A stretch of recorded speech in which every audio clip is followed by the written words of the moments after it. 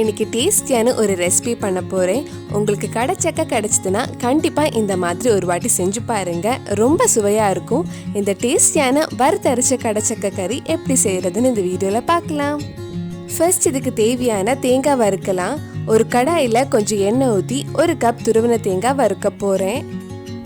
தேங்காய் நல்லா brown colour ஆகிற வரைக்கும் வறுக்கணும். தேங்காய் நல்லா ப்ரௌன் கலர் ஆனால் தான் கடச்சக்கை கறிக்கு நல்ல கலர் கிடைக்கும். தேங்காய் கொஞ்சம் ப்ரௌன் கலர் ஆனதும் மீடியம் ஃப்ளேமில் வச்சுருங்க. கை விடாமல் கிண்டிகிட்டே இருங்க. முக்கியமாக தேங்காய் கருகிடாமல் பார்த்துக்கோங்க. தேங்காய் நல்லா ப்ரௌன் கலர் ஆயிடுச்சு. இப்போ நம்ம இதில் மற்ற மசாலாலாம் ஆட் பண்ணலாம். 1/2 டீஸ்பூன் மஞ்சள் பொடி, 2 டீஸ்பூன் மல்லிப்பொடி, 1/2 டீஸ்பூன் மிளகாய் பொடி. மிளகாய் பொடி உங்கள் காரத்துக்கு ஏற்ப போட்டுக்கோங்க. நல்ல சிக்கன் கறி டேஸ்ட் கிடைக்கிறதுக்கு 1 டீஸ்பூன் சிக்கன் மசாலா ஆட் பண்ணுறேன். இது இல்லைன்னா கரம் மசாலா கூட நீங்கள் ஆட் பண்ணிக்கலாம். அந்த மல்லிப்பொடி மிளகாய் பொடி பச்சை வாசனை போகிற வரைக்கும் கொஞ்சம் நேரம் வதக்கலாம். முக்கியமாக நல்ல மிளகு பொடி போட மறந்துட்டேன். 1 டீஸ்பூன் நல்ல மிளகும் ஆட் பண்ணுறேன். அது ஒரு நல்ல ஃப்ளேவர் கொடுக்கும். உங்களுக்கு ரொம்ப காரம் வேண்டான்னா மிளகாய் பொடி கொஞ்சம் கம்மியாக போட்டுக்கலாம். இது கொஞ்சம் நேரம் ஆறட்டும். அதுக்குள்ளே நம்ம கொஞ்சம் வெங்காயம் பச்சை மிளகாய் வதக்கலாம். ஒரு கடாயில் கொஞ்சம் எண்ணெய் ஊற்றி ஒரு பெரிய வெங்காயம் வதக்கலாம். வெங்காயம் நல்ல மெல்லிசாக நீளமாக கட் பண்ணி எடுத்திருக்கேன். நல்ல கேரளா ஸ்டைல் டேஸ்ட்காக இந்த ரெசிபிக்கு நான் தேங்காய் எண்ணெய் தான் யூஸ் பண்ணியிருக்கேன். வெங்காயம் கொஞ்சம் சீக்கிரம் வதங்கிறதுக்கு கொஞ்சம் உப்பு ஆட் பண்ணலாம். இதுக்கு முன்னாடி நம்ம சேனலில் பண்ண குழம்பு ரெசிபி, வெஜ் ரெசிபிஸ் எல்லாம் நீங்கள் இன்னும் பார்க்கலைன்னா அதோட லிங்க் கீழே டிஸ்கிரிப்ஷனில் இருக்குது. மறக்காமல் அந்த ரெசிபிஸும் போய் பாருங்கள். வெங்காயம் கொஞ்சம் வதங்கினதும் இதில் 1 டீஸ்பூன் இஞ்சி, 1 டீஸ்பூன் பூண்டு ஆட் பண்ணலாம். இது அம்மிக்கல் இல்லைன்னா இடிக்கிற கல்லில் கொஞ்சம் இடிச்சுக்கோங்க. இது கூட 4 பச்சை மிளகாயும் கொஞ்சம் கறிவேப்பிலையும் சேர்த்து வதக்கலாம்.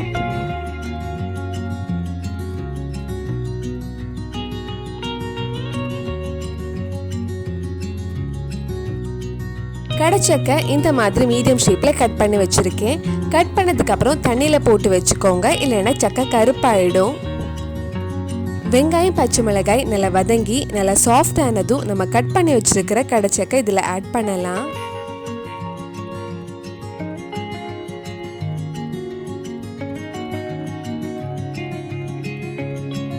இதில் 1/4 டீஸ்பூன் மஞ்சள் பொடி, கொஞ்சமாக உப்பு சேர்த்து மிக்ஸ் பண்ணலாம். இதில் 1 கப் தண்ணி ஊற்றி மூடி வச்சு 20 நிமிஷம் கிட்ட வேக வைக்கலாம். சில சக்கை சீக்கிரம் வெந்துடும், சிலது கொஞ்சம் டைம் ஆகும் வேகிறதுக்கு. அதுக்கேற்ற மாதிரி நீங்கள் வேக வச்சுக்கோங்க.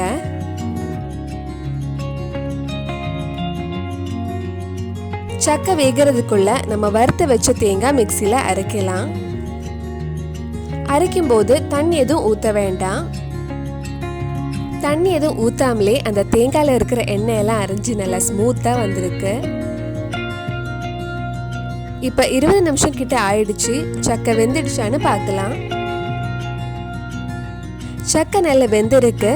இது வெந்ததுக்கு அப்புறம் நம்ம அரைச்சி வச்சிருந்த தேங்காய் பேஸ்ட் இதில் ஆட் பண்ணலாம்.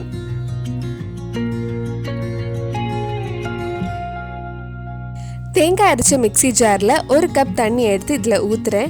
உங்களுக்கு எவ்வளோ கிரேவி வேணுமோ அதுக்கேற்ற மாதிரி தண்ணி ஊற்றிக்கலாம்.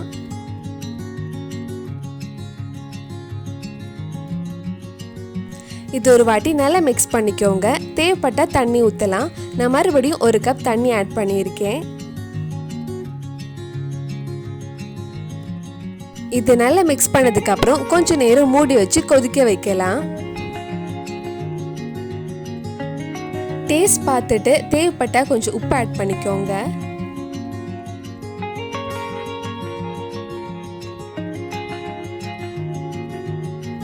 இது மூடி வச்சு கொஞ்சம் நேரம் கொதிக்க விடலாம்.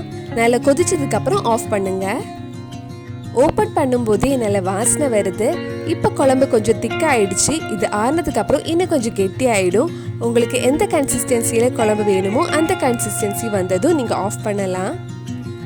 நம்ம டேஸ்டியான வறுத்தரைச்ச கடச்சக்க கறி ரெடி ஆயிடுச்சு. சிக்கன் கறியோட அதே டேஸ்ட் இருக்கும்.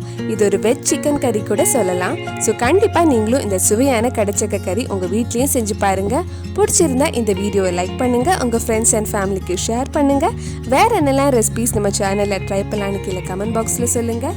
நீங்கள் இன்னும் என்னோட சேனலை சப்ஸ்கிரைப் பண்ணலைன்னா மறக்காமல் சேனலையும் சப்ஸ்கிரைப் பண்ணிடுங்க.